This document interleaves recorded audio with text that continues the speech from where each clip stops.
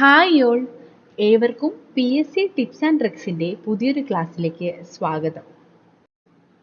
നമ്മുടെ എക്സാം ഇങ്ങ് അടുത്തെത്തിയല്ലേ. നമുക്ക് LGS മാത്രമല്ല 10th ലെവൽ പ്രിലിംസിനും കൂടെ വേണ്ടിയിട്ടുള്ള ക്ലാസ്സുകളാണ് നമ്മൾ ചെയ്തു പോകുന്നത്. എല്ലാം തന്നെ അവയ്ക്ക് ഉപയോഗപ്പെടുന്ന രീതിയിൽ തന്നെയാണ് നമ്മൾ പ്രിപ്പയർ ചെയ്യുന്നത്.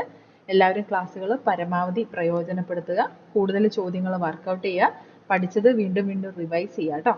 നമ്മുടെ ക്ലാസ്സുകളൊക്കെ ഇഷ്ടമാവുകയാണെങ്കിൽ എല്ലാവരും ഒന്ന് ലൈക്ക് ചെയ്യുക, പരമാവധി നിങ്ങളെ ഫ്രണ്ട്സിലേക്ക് ഒന്ന് ഷെയർ ചെയ്യുക, അതുപോലെ അഭിപ്രായങ്ങളെല്ലാം തന്നെ കമൻസിൽ രേഖപ്പെടുത്തുകയും ചെയ്യാം. ഇതുപോലെ ശ്രദ്ധിക്കേണ്ട മറ്റൊരു കാര്യം എന്താ വെച്ചാൽ, നമ്മുടെ ടെലിഗ്രാം ചാനലിൽ ഇതുവരെയും ജോയിൻ ചെയ്തിട്ടില്ലാത്തവരാണെങ്കിൽ എത്രയും പെട്ടെന്ന് ജോയിൻ ചെയ്യാനായിട്ട് ശ്രദ്ധിക്കുക കേട്ടോ. നമ്മൾ പ്രധാനപ്പെട്ട അപ്ഡേറ്റ്സും അതുപോലെ നിങ്ങൾക്ക് ആവശ്യമായിട്ടുള്ള PDF-ഉം എല്ലാം തന്നെ നമ്മൾ ഷെയർ ചെയ്യുന്നത് ടെലിഗ്രാം ആപ്പ് വഴിയായിരിക്കും. അപ്പോൾ ചാനലിൽ ജോയിൻ ചെയ്തിട്ടില്ലെങ്കിൽ നിങ്ങൾക്ക് കൃത്യമായിട്ട് അപ്ഡേറ്റ്സ് കിട്ടാനായിട്ട് ബുദ്ധിമുട്ടായിരിക്കും. അപ്പോൾ ഇതുവരെ ജോയിൻ ചെയ്തിട്ടില്ലാത്തവർ ജോയിൻ ചെയ്യുക. നിങ്ങൾക്ക് ക്ലാസ്സിൻ്റെ നോട്ടിഫിക്കേഷനും മറ്റുമൊക്കെ കൃത്യമായിട്ട് അപ്പോൾ തന്നെ കിട്ടാനായിട്ട് ടെലിഗ്രാം ചാനലിൽ ജോയിൻ ചെയ്യുന്നത് ഹെൽപ്ഫുൾ ആയിരിക്കും. അപ്പോൾ ടെലിഗ്രാം ജോയിൻ ചെയ്യാൻ വേണ്ടിയിട്ടുള്ള ഒരു ലിങ്ക് നമ്മൾ ഡിസ്ക്രിപ്ഷൻ ബോക്സിൽ കൊടുത്തിരിക്കാം. എല്ലാവരും തന്നെ ജോയിൻ ചെയ്യാനായിട്ട് ശ്രദ്ധിക്കുക. ഇനി എല്ലാവരും തന്നെ നന്നായിട്ട് പഠിക്കാനായിട്ടും ശ്രദ്ധിക്കുക. നമുക്ക് ക്ലാസ്സിലേക്ക് കടക്കാം. നമ്മുടെ അടുത്ത ഫേസ് LGS എക്സാം നടക്കാൻ പോവാണ് അല്ലേ. 30th exam. അപ്പോൾ അതുമായി ബന്ധപ്പെട്ട് PSC ഇതിന് മുന്നേ ചോദിച്ചിട്ടുള്ള LGS ലെവൽ എക്സാംസിൻ്റെ തിരഞ്ഞെടുത്ത കുറച്ച് ചോദ്യങ്ങളും അവയുടെ ഉത്തരങ്ങളുമാണ് ഇന്ന് നമ്മൾ ഡിസ്കസ് ചെയ്യാനായിട്ട് പോകുന്നത്. അപ്പോൾ ഇന്ന് നമ്മൾ സെലക്ട് ചെയ്തിട്ടുള്ളത് യൂണിവേഴ്സിറ്റി LGS പ്രിലിമിനറി എക്സാമിൻ്റെ 2023 നടന്നിട്ടുള്ള ക്വസ്റ്റ്യൻ പേപ്പറിൽ നിന്നുള്ള കുറച്ച് ചോദ്യങ്ങളാണ്. അപ്പോൾ നമുക്ക് ചോദ്യത്തിലേക്ക് കടക്കാം. കേരളത്തിൻ്റെ തീരപ്രദേശം ഏത് പേരിലാണ് അറിയപ്പെടുന്നത്? കേരളത്തിൻ്റെ തീരപ്രദേശം അറിയപ്പെടുന്നത് മലബാർ തീര സമതലം എന്നാണ്. മലബാർ തീര സമതലം എന്നാണ് അറിയപ്പെടുന്നത്. പൊതുവെ നമ്മുടെ തീരപ്രദേശം രണ്ട് ഭാഗങ്ങളായിട്ടാണല്ലോ തിരിക്കുന്നത്. അതായത് പൂർവ്വഭാഗവും പശ്ചിമഭാഗവും, പൂർവ്വ തീര സമതലങ്ങളും പശ്ചിമ തീര സമതലങ്ങളും. അപ്പോൾ സ്ഥാനത്തിൻ്റെയും സജീവമായ ഭൂരൂപീകരണ പ്രക്രിയകളുടെയൊക്കെ അടിസ്ഥാനത്തിലാണ് ഇങ്ങനെ സമതലങ്ങളെ രണ്ടായിട്ട് തിരിച്ചിട്ടുള്ളത്. അപ്പോൾ ഇവിടെ നമ്മൾ പറയുമ്പോൾ പശ്ചിമ തീരം വരുന്നുണ്ട്, അതുപോലെ പൂർവ്വ തീരവും വരുന്നുണ്ട്. പശ്ചിമ തീരത്തിൽ നമുക്ക് പൊതുവായിട്ട് ഗുജറാത്ത് തീരം വരും, അതുപോലെ കൊങ്കൺ തീരം വരും. കേരളത്തിൻ്റെ ഭാഗത്ത് വരുമ്പോൾ മലബാർ തീരം വരും. ഇപ്പുറത്തെ സൈഡിലാണെങ്കിലോ, കിഴക്കൻ തീരത്താണെങ്കിൽ കോറമാൻഡൽ തീരം ഇവിടെ വരും. അതുപോലെ വടക്കൻ സിർക്കാസ് ആയിട്ട് മേലേക്ക് വരും. വടക്കൻ സിർക്കാസ്, ഇങ്ങനെയാണ് നമ്മുടെ തീരം വരുന്നത്. 5ആയിട്ട് ചെറുതായിട്ടും ഭാഗിച്ചിട്ടുണ്ട്. പ്രധാനമായിട്ടും പൂർവ്വമെന്നും പശ്ചിമമെന്നും ഭാഗിച്ചിട്ടുണ്ട്. ഓക്കെ. കേരളത്തിന്റെ തീരപ്രദേശം മലബാർ തീര സമതലമാണെന്ന് നമ്മൾ പറഞ്ഞു. കർണാടകത്തിന്റെ തെക്കൻ തീരവും കേരള തീരപ്രദേശവും അറിയപ്പെടുന്ന പേരാണ് മലബാർ തീര സമതലം. പടിഞ്ഞാറൻ തീരപ്രദേശത്തിന്റെ തെക്ക് ഭാഗമാണ് മലബാർ തീരം. മലബാറൻ തീരം. അതുപോലെ ലഗൂണുകൾ കാണപ്പെടുന്ന തീരപ്രദേശമാണ്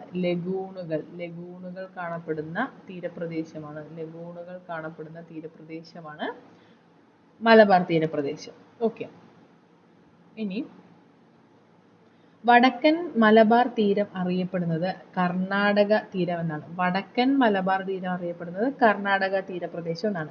കർണാടകത്തിന്റെ തെക്കൻ തീരവും കേരള തീരപ്രദേശവും ചേർന്നതാണ് മലബാർ തീരം എന്ന് നമ്മൾ പറഞ്ഞു. വടക്കൻ മലബാർ തീരം അറിയപ്പെടുന്നത് കർണാടക തീരം എന്നാണ്. ഓക്കെ. ഇനി കൃഷ്ണ കാവേരി നദികളുടെ തെക്കുള്ള ഇന്ത്യയുടെ കിഴക്കൻ തീര സമതലം അറിയപ്പെടുന്ന പേര് നമ്മൾ പറഞ്ഞു അല്ലേ. ഈ ഒരു ഭാഗം അറിയപ്പെടുന്ന തീരപ്രദേശത്തിന്റെ പേര് കോറമാൻഡൽ തീരം എന്നാണ്. അപ്പോൾ കൃഷ്ണ കാവേരി എവിടേക്കാണ് എത്തുന്നത്? കൃഷ്ണ കാവേരി ഒഴുകി ഇവിടെയാണ് എത്തുന്നത്. കൃഷ്ണ കാവേരി എന്നീ നദികളുടെ തെക്കുള്ള തീരപ്രദേശം അറിയപ്പെടുന്നത് കോറമാൻഡൽ തീരം എന്നാണ്.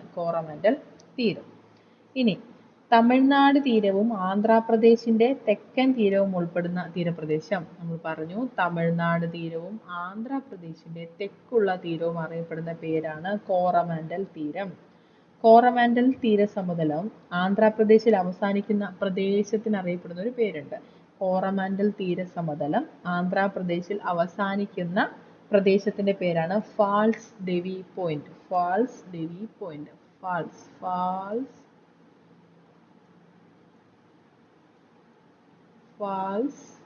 ഡെവി. ഫാൾസ് ഡെവി പോയിന്റ്, ഡെവിയാണ് കേട്ടോ, വി. ഫാൾസ് ഡെവി പോയിന്റ് എന്നാണ് കോറമാൻഡൽ തീരസമതലം ആന്ധ്രാപ്രദേശിൽ അവസാനിക്കുന്ന പ്രദേശം അറിയപ്പെടുന്നത്. ഓക്കെ, ഇനി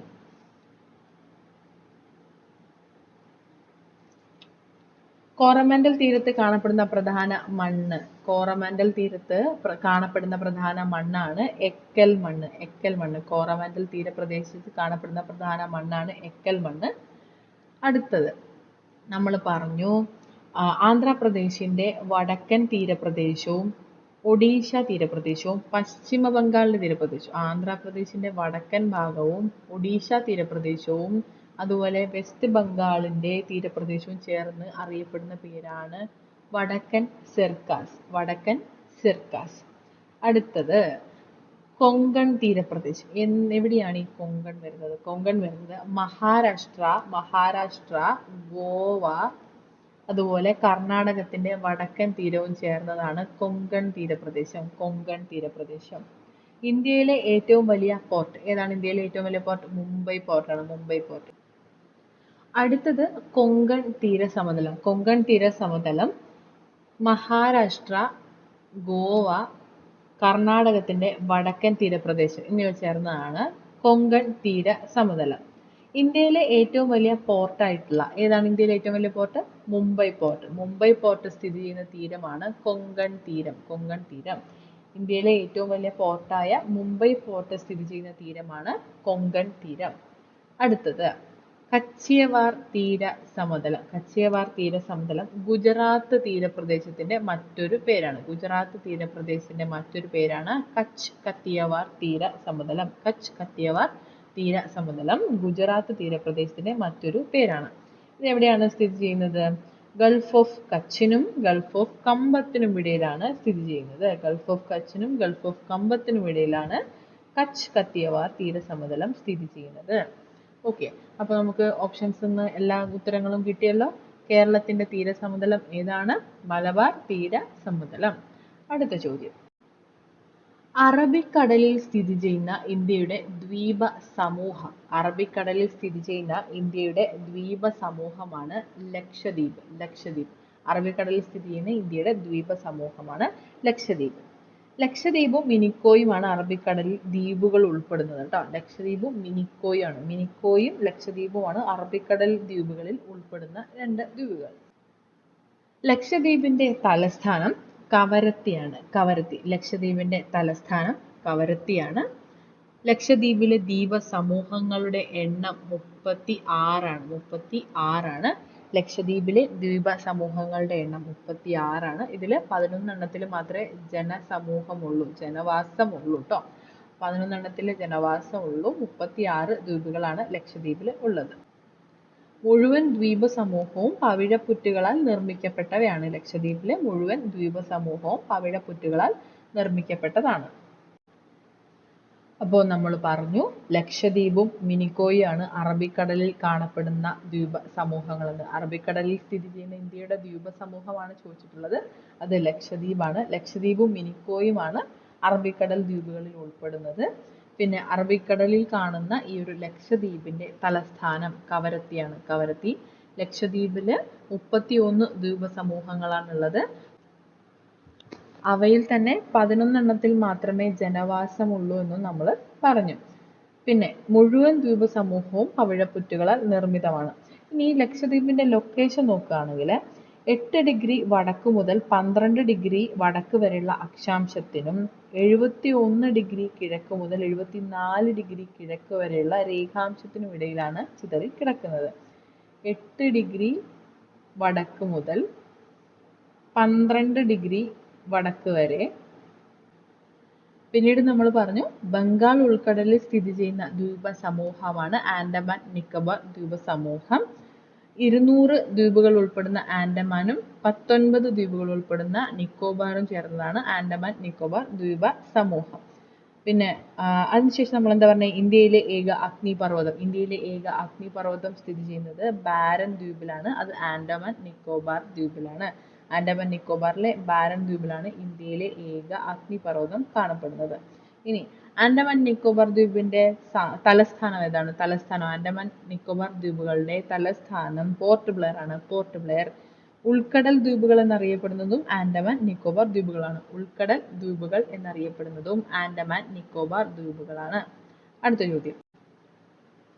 വടക്കേ ഇന്ത്യ, തെക്കേ ഇന്ത്യ എന്നിങ്ങനെ ഇന്ത്യയെ രണ്ടായി വേർതിരിക്കുന്ന അക്ഷാംശ രേഖ ഏതാണ്? വടക്കേ ഇന്ത്യ, തെക്കേ ഇന്ത്യ എന്നിങ്ങനെ ഇന്ത്യയെ രണ്ടായി വേർതിരിക്കുന്ന അക്ഷാംശ രേഖയാണ് ഉത്തരായന രേഖ. ഉത്തരായന രേഖയാണ് കേട്ടോ. ട്രോപ്പിക് ഓഫ് ക്യാൻസർ 23.5 വടക്കുള്ള ട്രോപ്പിക് ഓഫ് ക്യാൻസർ ആണ് ഇന്ത്യയെ വടക്കേ ഇന്ത്യ, തെക്കേ ഇന്ത്യ എന്നിങ്ങനെ രണ്ടായി വേർതിരിക്കുന്നത്. അപ്പോൾ ഉത്തരായന രേഖ നോക്കുകയാണെങ്കിൽ ഉത്തരായന രേഖ ഇന്ത്യയെ ഏകദേശം 2 പാർട്ടായിട്ട് കട്ട് ചെയ്യുന്നു എന്ന് നമ്മൾ പറഞ്ഞു. ഇനി നോക്കുകയാണെങ്കിൽ ഉത്തരായന രേഖ ഇങ്ങനെയാണ് കട്ട് ചെയ്ത് പോകുന്നത്. അപ്പോൾ 8 സംസ്ഥാനങ്ങളിലൂടെയാണ് ഉത്തരായന രേഖ കടന്നു പോകുന്നത്. ഉത്തരായന രേഖ കടന്നു പോകുന്ന ഇന്ത്യൻ സംസ്ഥാനങ്ങൾ 8 ആണ്. ഗുജറാത്ത്, രാജസ്ഥാന്റെ ചെറിയൊരു ഭാഗത്തുകൂടെ ഇവിടെ കടന്നു പോകുന്നുണ്ട്. രാജസ്ഥാൻ, മധ്യപ്രദേശ്, അത് കഴിഞ്ഞ് ഛത്തീസ്ഗഡ്, ജാർഖണ്ഡ്, വെസ്റ്റ് ബംഗാൾ, പിന്നെ ത്രിപുര, മിസോറാം. അങ്ങനെ 8 സംസ്ഥാനങ്ങളിലൂടെയാണ് ഈ ഒരു ഉത്തരായന രേഖ അല്ലെങ്കിൽ ട്രോപ്പിക് ഓഫ് ക്യാൻസർ കടന്നു പോകുന്നത്. ഇനി ഇന്ത്യയുടെ അക്ഷാംശ മൂല്യം ഈ ഒരു 23.5 ഡിഗ്രി ആണ് ഉത്തരായന രേഖ നമ്മൾ പറഞ്ഞു. അതനുസരിച്ച് 23.5 ഡിഗ്രിയുടെ തെക്ക് ഭാഗം അറിയപ്പെടുന്നത് ഉഷ്ണമേഖലയിലാണ് സ്ഥിതി ചെയ്യുന്നത്. അതുപോലെ വടക്ക് ഭാഗം, ഈ ഒരു രേഖയുടെ വടക്ക് ഭാഗം സ്ഥിതി ചെയ്യുന്നത് ഉപോഷ്ണ മേഖല അല്ലെങ്കിൽ ഉഷ്ണമിതോഷ്ണ മേഖലയിലാണ്. ഈ ഒരു രേഖയ്ക്ക് മുകളിലുള്ള ഭാഗം സ്ഥിതി ചെയ്യുന്നത്. ഈ ഒരു രേഖയ്ക്ക് താഴെയുള്ള ഭാഗം സ്ഥിതി ചെയ്യുന്നത് ഉഷ്ണ മേഖലയിലാണ്. ഓക്കെ ആണല്ലോ. ഇനി ഉത്തരായന രേഖയെ 2 തവണ മുറിച്ച് കടക്കുന്ന ഒരു നദിയുണ്ട്. ഏതാണെന്ന് അറിയോ? അത് മാഹി നദിയാണ് കേട്ടോ. മാഹി നദിയാണ്. ഉത്തരായന രേഖയെ 2 തവണ മുറിച്ച് കടക്കുന്ന നദിയാണ് മാഹി നദി. അത് മധ്യപ്രദേശിൽ നിന്ന് ഉത്ഭവിച്ച് രാജസ്ഥാനിൽ പോയിട്ട് അതിനുശേഷം ഗുജറാത്തിലേക്ക് പോകുന്നത്. അങ്ങനെയാണ് ഇത് 2 തവണ മുറിച്ച് കടക്കുന്നത്. ഓക്കെ. ഇനി ഭൂമിയെ ഉത്തരാർദ്ധഗോളമെന്നും ദക്ഷിണാർദ്ധഗോളമെന്നും രണ്ടായി വേർതിരിക്കുന്ന രേഖയാണ് ഭൂമധ്യരേഖ. ഭൂമിയെ ഉത്തരാർദ്ധഗോളമെന്നും ദക്ഷിണാർദ്ധഗോളമെന്നും രണ്ടായി വേർതിരിക്കുന്ന രേഖയാണ് ഭൂമധ്യരേഖ. വലിയ വൃത്തം എന്ന് അറിയപ്പെടുന്നുണ്ട് കേട്ടോ. വലിയ വൃത്തം എന്ന് അറിയപ്പെടുന്നത് ഭൂമധ്യരേഖയാണ്. അതായത് ഉള്ള അക്ഷാംശങ്ങളിൽ ഏറ്റവും വലുത് ഭൂമധ്യരേഖയാണല്ലോ. അതുകൊണ്ടുകൂടിയാണ് അങ്ങനെ പറയുന്നത്. ഭൂമധ്യരേഖ കടന്നു പോകുന്ന ഏഷ്യൻ രാജ്യങ്ങൾ ഏതൊക്കെയാണ്? ഭൂമധ്യരേഖ കടന്നു പോകുന്ന ഏഷ്യൻ രാജ്യങ്ങളാണ് ഇന്തോനേഷ്യ, മാലിദ്വീപ്, കിബിരിത്തി. ഭൂമധ്യരേഖ 2 തവണ മുറിച്ച് കടക്കുന്ന നദിയാണ് കോങ്കോ നദി അല്ലെങ്കിൽ സൈർ നദി അല്ലെങ്കിൽ കോങ്കോ നദി. ഭൂമധ്യരേഖയെ 2 തവണ മുറിച്ച് കടക്കുന്ന നദിയാണ് കോങ്കോ നദി.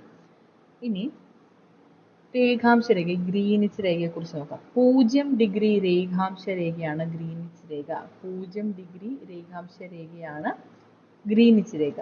ഇംഗ്ലണ്ടിലെ റോയൽ ബ്രിട്ടീഷ് വാനനിരീക്ഷണശാല സ്ഥിതി ചെയ്യുന്ന ഗ്രീനിച്ച് എന്ന സ്ഥലത്ത് കൂടി കടന്നു പോകുന്നതുകൊണ്ടാണ് ഈ ഒരു രേഖയ്ക്ക് ഗ്രീനിച്ച് രേഖ എന്നുള്ള പേര് കിട്ടിയിട്ടുള്ളത്. ഗ്രീനിച്ച് രേഖയെ അടിസ്ഥാനമാക്കിയിട്ടാണ് ലോകത്ത് എവിടെയുള്ള സമയം നിർണ്ണയിക്കുന്നത്. അതുകൊണ്ട് തന്നെ ഈ ഒരു രേഖ അറിയപ്പെടുന്ന പേരാണ് പ്രൈം മെറിഡിയൻ. ഗ്രീനിച്ച് രേഖയിലെ പ്രാദേശിക സമയത്തെ ഗ്രീനിച്ച് സമയം എന്ന് പറയുന്നുണ്ട്. ആ ഒരു രേഖയിലുള്ള പ്രാദേശിക സമയത്തെ ഗ്രീനിച്ച് സമയം എന്നാണ് പറയുന്നത്. ഗ്രീൻവിച്ച് മീൻ ടൈം എന്ന് കേട്ടിട്ടില്ലേ? അതാണ്. ഇനി ഗ്രീനിച്ച് രേഖ അടിസ്ഥാനമാക്കിയുള്ള 1 മണിക്കൂർ വീതം സമയവ്യത്യാസമുള്ള 24 മേഖലകളായിട്ടാണ് ലോകത്തെ തിരിച്ചിട്ടുള്ളത്. ഈ ഒരു രേഖ അടിസ്ഥാനമാക്കി ലോകത്തെ തന്നെ ഓരോ മണിക്കൂർ വീതം സമയവ്യത്യാസമുള്ള 24 മേഖലകളാക്കി ലോകത്തെ തിരിച്ചിട്ടുണ്ട്. ഇതാണ് സമയ മേഖലകൾ എന്ന് അറിയപ്പെടുന്നത്. ഇനി ദക്ഷിണായന രേഖ ഇവിടെ നമ്മൾ ഉത്തരായന രേഖ പറഞ്ഞതുപോലെ 23.5 ഡിഗ്രി തെക്കാണ്. 23.5 ഡിഗ്രി സൗത്ത് വരുന്നതാണ് ദക്ഷിണായന രേഖ ട്രോപ്പിക് ഓഫ് കാപ്രിക്കോൺ എന്നറിയപ്പെടുന്നു. ദക്ഷിണായന രേഖയെ 2 തവണ മുറിച്ചു കടക്കുന്ന ഒരു നദിയുണ്ട്, അതാണ് ലിംപോപ്പോ നദി. ലിംപോപ്പോ നദിയാണ് ദക്ഷിണായന രേഖയെ 2 തവണ മുറിച്ചു കടക്കുന്നത്. ഉത്തരായന രേഖയെ 2 തവണ മുറിച്ചു കടക്കുന്ന നദി ഏതായിരുന്നു? മാഹി നദി. മാഹി നദി. ഭൂമധ്യ രേഖയെ 2 തവണ മുറിച്ചു കടക്കുന്ന നദി ഏതാണ്? അത് കോങ്കോ നദിയാണ്. കോങ്കോ. ദക്ഷിണായന രേഖയെ മുറിച്ചു കടക്കുന്ന 2 തവണ മുറിച്ചു കടക്കുന്ന നദിയാണ് ലിംപോപ്പോ നദി. ഉത്തരായന രേഖ, ഭൂമധ്യരേഖ, ദക്ഷിണായന രേഖ ഇവ മൂന്നും കടന്നു പോകുന്ന ഒരേ ഒരു ഭൂഖണ്ഡമേ ഉള്ളൂ. അതേതാണ്? അത് ആഫ്രിക്കയാണ്. ആഫ്രിക്ക. ഉത്തരായന രേഖ, ദക്ഷിണായന രേഖ, ഭൂമധ്യരേഖ ഇവ മൂന്നും കടന്നു പോകുന്ന ഒരേ ഒരു ഭൂഖണ്ഡമേ ഉള്ളൂ. അതാണ് ആഫ്രിക്ക. അടുത്ത ചോദ്യം. ഇന്ത്യയെ ശ്രീലങ്കയിൽ നിന്ന് വേർതിരിക്കുന്ന സമുദ്ര ഭാഗം ഏതാണ്? ഇന്ത്യയെ ശ്രീലങ്കയിൽ നിന്ന് വേർതിരിക്കുന്ന സമുദ്രഭാഗമാണ് മാന്നാർ കടലിടുക്ക്. മാന്നാർ കടലിടുക്കാണ് ഇന്ത്യയെ ശ്രീലങ്കയിൽ നിന്ന് വേർതിരിക്കുന്ന സമുദ്രഭാഗം. ഇപ്പൊ ഓപ്ഷൻസ് നോക്കിക്കേ, എല്ലാം കടലിടുക്കാണ് അല്ലെ? കടലിടുക്ക്. അപ്പൊ എന്താണ് കടലിടുക്ക്? 2 വൻകരകളെ തമ്മിൽ വേർതിരിക്കുന്നതോ അല്ലെങ്കിൽ 2 പ്രധാന സമുദ്രഭാഗങ്ങളെ തമ്മിൽ ബന്ധിപ്പിക്കുന്നതോ ആയ പ്രദേശമാണ് കടലിടുക്ക്. 2 വൻകരകളെ തമ്മിൽ വേർതിരിക്കുന്നതോ അല്ലെങ്കിൽ 2 സമുദ്രഭാഗങ്ങളെ തമ്മിൽ ചേർക്കുന്നതോ ആയ പ്രദേശമാണ് കടലിടുക്ക്. ഇന്ത്യയിൽ നിന്നും ശ്രീലങ്കയെ വേർതിരിക്കുന്ന അതിർത്തികളാണ് ഗൾഫ് ഓഫ് മാന്നാർ, അതുപോലെ പാക് കടലിടുക്ക്. ഇന്ത്യയെ ശ്രീലങ്കയിൽ നിന്നും വേർതിരിക്കുന്ന അതിർത്തികളാണ് മാന്നാർ കടലിടുക്ക് അല്ലെങ്കിൽ ഗൾഫ് ഓഫ് മാന്നാർ, അതുപോലെ പാക് കടലിടുക്ക്. ഇനി ഇന്ത്യയുടെ പടിഞ്ഞാറൻ തീരമായ ഗുജറാത്ത് തീരത്ത് അറബിക്കടലിന്റെ ഒരു പ്രവേശന കവാടമായി നിലകൊള്ളുന്നതാണ് ഗൾഫ് ഓഫ് കച്ച് അല്ലെങ്കിൽ കച്ച് കടലിടുക്ക്. ഗൾഫ് ഓഫ് കച്ച് അല്ലെങ്കിൽ കച്ച് കടലിടുക്ക് ഇന്ത്യയുടെ പടിഞ്ഞാറൻ തീരമായ ഗുജറാത്ത് തീരത്ത് അറബിക്കടലിന്റെ ഒരു പ്രവേശന കവാടമായിട്ട് നിലകൊള്ളുന്നതാണ്. ഇനി ഗുജറാത്ത് സംസ്ഥാനവുമായി അതിർത്തി പങ്കിടുന്ന ഇന്ത്യയുടെ അറബിക്കടൽ തീരപ്രദേശത്തുള്ള ഉൾക്കടലാണ് ഗൾഫ് ഓഫ് കമ്പത്ത് അല്ലെങ്കിൽ ഗൾഫ് ഓഫ് കാംബെ അല്ലെങ്കിൽ കാംബെ കടലിടുക്ക്. ഗുജറാത്ത് സംസ്ഥാനവുമായി അതിർത്തി പങ്കിടുന്ന ഇന്ത്യയുടെ അറബിക്കടൽ തീരത്തുള്ള ഉൾക്കടലാണ് ഗൾഫ് ഓഫ് കമ്പത്ത് അല്ലെങ്കിൽ ഗൾഫ് ഓഫ് കാംബെ അല്ലെങ്കിൽ കാംബെ കടലിടുക്ക്. ഇനി ജിബ്രാൾട്ടർ കടലിടുക്ക്. അറ്റ്ലാന്റിക് സമുദ്രത്തെ മെഡിറ്ററേനിയൻ സമുദ്രവുമായി ബന്ധിപ്പിക്കുന്നതാണ് ജിബ്രാൾട്ടർ കടലിടുക്ക്. അറ്റ്ലാന്റിക് സമുദ്രത്തെ മെഡിറ്ററേനിയൻ സമുദ്രവുമായി ബന്ധിപ്പിക്കുന്ന കടലിടുക്കാണ് ജിബ്രാൾട്ടർ കടലിടുക്ക്. അതുപോലെ മൊറോക്കയെയും സ്പെയിനിനെയും തമ്മിൽ വേർതിരിക്കുന്ന കടലിടുക്ക്. നമ്മൾ പറഞ്ഞു അല്ലെ, വൻകരകളെ തമ്മിൽ വേർതിരിക്കുന്നതോ അല്ലെങ്കിൽ പ്രധാനപ്പെട്ട സമുദ്രഭാഗങ്ങളെ തമ്മിൽ ചേർക്കുന്നതോ ആണ് കടലിടുക്ക് എന്ന്. ഇവിടെ എന്തൊക്കെയാണ്? അറ്റ്ലാന്റിക് സമുദ്രത്തെയും അതുപോലെ മെഡിറ്ററേനിയൻ സമുദ്രത്തെയും തമ്മിൽ ചേർക്കുന്നതാണ് ജിബ്രാൾട്ടർ കടലിടുക്ക്. അതുപോലെ മൊറോക്കയെയും സ്പെയിനിനെയും തമ്മിൽ വേർതിരിക്കുന്നതാണ് ജിബ്രാൾട്ടർ കടലിടുക്ക്. ഓക്കെ ആണല്ലോ? അപ്പൊ എന്തൊക്കെയാ നമ്മൾ പറഞ്ഞേ? ഇന്ത്യയിൽ നിന്നും ശ്രീലങ്കയെ വേർതിരിക്കുന്ന അതിർത്തികളാണ് ഗൾഫ് ഓഫ് മാന്നാറും പാക് കടലിടുക്കും. അറ്റ്ലാന്റിക് സമുദ്രത്തെ മെഡിറ്ററേനിയൻ കടലുമായി ബന്ധിപ്പിക്കുന്നതും മൊറോക്കയെയും സ്പെയിനിനെയും തമ്മിൽ വേർതിരിക്കുന്ന കടലിടുക്കാണ് ജിബ്രാൾട്ടർ കടലിടുക്ക്. ഇന്ത്യയുടെ പടിഞ്ഞാറൻ തീരമായ ഗുജറാത്ത് തീരത്ത് അറബിക്കടലിന്റെ ഒരു പ്രവേശന കവാടമായിട്ട് നിലകൊള്ളുന്നതാണ് ഗൾഫ് ഓഫ് കച്ച് അല്ലെങ്കിൽ കച്ച് കടലിടുക്ക്. ഗുജറാത്ത് സംസ്ഥാനവുമായി അതിർത്തി പങ്കിടുന്ന ഇന്ത്യയുടെ അറബിക്കടൽ തീരത്തുള്ള ഉൾക്കടലാണ് ഗൾഫ് ഓഫ് കമ്പത്ത് അല്ലെങ്കിൽ കാംബെ കടലിടുക്ക്. ഓക്കെ ആണല്ലോ? അടുത്ത ചോദ്യം. ഇന്ത്യയിലെ ദേശീയ ജലപാത 3 ബന്ധിപ്പിക്കുന്ന സ്ഥലങ്ങൾ ഏതെല്ലാം? ഇന്ത്യയിലെ ദേശീയ ജലപാത 3 ബന്ധിപ്പിക്കുന്ന സ്ഥലങ്ങളാണ് കൊല്ലം മുതൽ കോട്ടപ്പുറം വരെ. നമ്മുടെ ഈ ഒരു ചോദ്യത്തിന്റെ ഉത്തരം ICRTയിൽ ഇപ്രകാരം കൊടുത്തിട്ടുണ്ട്, നമുക്ക് നോക്കാം. 1986-ൽ ഉൾനാടൻ ജലഗതാഗത അതോറിറ്റി രൂപം കൊണ്ട ശേഷം ഇന്ത്യയിലെ 5 ജലപാതകളെ ദേശീയ ജലപാതകളായി പ്രഖ്യാപിച്ചു.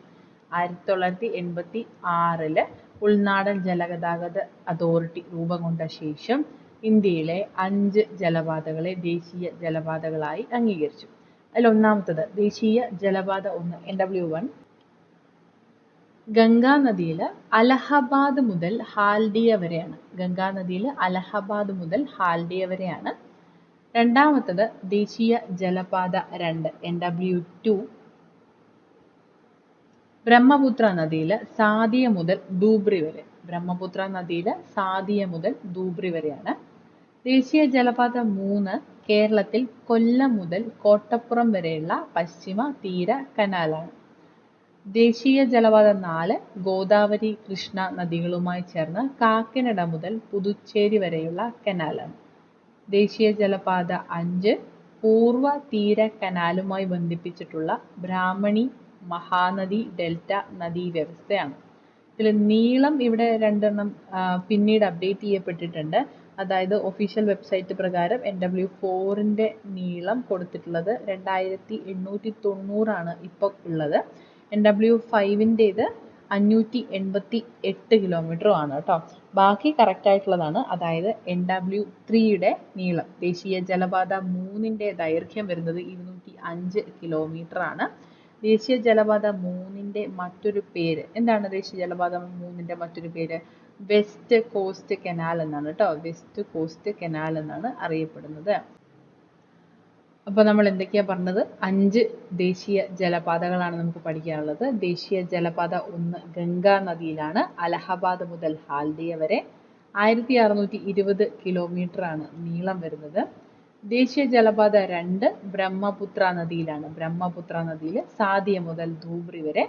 ദേശീയ ജലപാത 3 കേരളത്തിലെ കൊല്ലം മുതൽ കോട്ടപ്പുറം വരെയുള്ള പശ്ചിമ തീര കനാലാണ്. അതാണ് നമ്മൾ പറഞ്ഞത് വെസ്റ്റ് കോസ്റ്റ് കനാൽ എന്ന്. ഇനി ദേശീയ ജലപാത 4 ഗോദാവരി കൃഷ്ണ നദികളുമായി ചേർന്ന് കാക്കിനഡ മുതൽ പുതുച്ചേരി വരെയുള്ള കനാലാണ്. ദേശീയ ജലപാത 5 ബ്രാഹ്മണി മഹാനദി ഡെൽറ്റ നദീ വ്യവസ്ഥയിലുള്ള പൂർവ്വ തീര കനാലുമായി ബന്ധിപ്പിച്ചിട്ടുള്ളതാണ്. ഓക്കെ,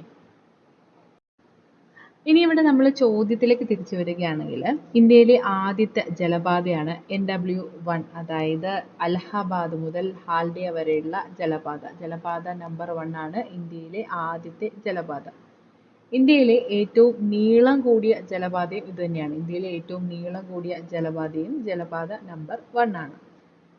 ഇനി NW1 സ്ഥിതി ചെയ്യുന്നത് എവിടെയാണ്? ഗംഗാ നദിയിലാണ് നമ്മൾ പറഞ്ഞു. അടുത്ത ചോദ്യം, കേരളം, തമിഴ്നാട് സംസ്ഥാനങ്ങളിലെ തീരദേശ മണലിൽ നിന്നും ലഭിക്കുന്ന ആണവോർജ ധാതു ഏതാണ്? കേരളം, തമിഴ്നാട് സംസ്ഥാനങ്ങളിലെ തീരദേശ മണലിൽ നിന്നും ലഭിക്കുന്ന ആണവോർജ ധാതുവാണ് തോറിയം. SCERT-യിൽ നമ്മുടെ ഈ ഭാഗം കൊടുത്തിട്ടുള്ളത് നോക്കാം. ആണവ ധാതുക്കൾ യുറേനിയം, തോറിയം എന്നിവയാണ് പ്രധാന ആണവ ധാതുക്കൾ. ജാർഖണ്ഡ്, രാജസ്ഥാൻ, മഹാരാഷ്ട്ര സംസ്ഥാനങ്ങളിലായി സമ്പന്നമായ യുറേനിയം നിക്ഷേപങ്ങളുണ്ട്. കേരളം, തമിഴ്നാട് തുടങ്ങിയ സംസ്ഥാനങ്ങളിലെ തീരദേശ മണലിൽ കാണപ്പെടുന്ന മോണോസൈറ്റ്, ഇൽമനൈറ്റ് എന്നീ ധാതുക്കളിൽ നിന്ന് തോറിയം ഉൽപ്പാദിപ്പിക്കുന്നു. ഓക്കെ, കേരളം, തമിഴ്നാട് തുടങ്ങിയ സംസ്ഥാനങ്ങളിലെ തീരദേശ മണലിൽ കാണപ്പെടുന്ന മോണോസൈറ്റ്, ഇൽമനൈറ്റ് എന്നീ ധാതുക്കളിൽ നിന്ന് തോറിയം ഉൽപ്പാദിപ്പിക്കുന്നു.